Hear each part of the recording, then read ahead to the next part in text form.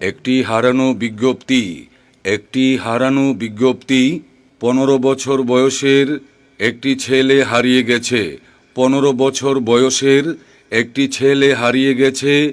ছেলেটির নাম আব্দুর রহিম। ছেলেটির নাম আব্দুর রহিম। আব্দুর রহিম 30 পারা কুরআনের হাফেজ।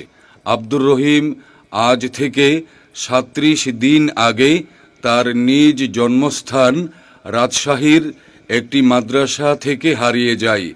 আব্দুর রহিমকে গত 3 দিন আগে ব্রাহ্মণবাড়িয়া রেলওয়ে স্টেশনে খুবই মুমূর্ষ অবস্থায় ঘুমিয়ে থাকতে একটি ভিডিও ক্লিপে দেখা যায়। আব্দুর রহিমের গায়ের রং শ্যামলা। তার পরনে ছিল কফি কালারের হুডি এবং বেগুনি কালারের পায়জামা।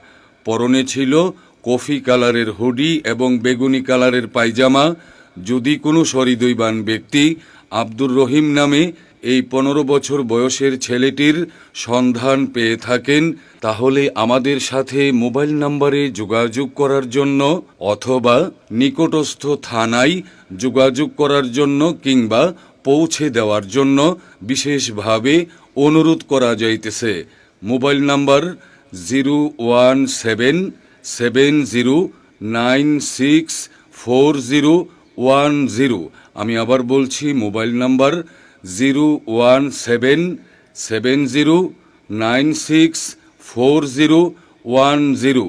সন্ধান প্রার্থী ছেলের আপন বড় ভাই মাওলানা আব্দুল্লাহ বিন হাসান, রাজশাহী।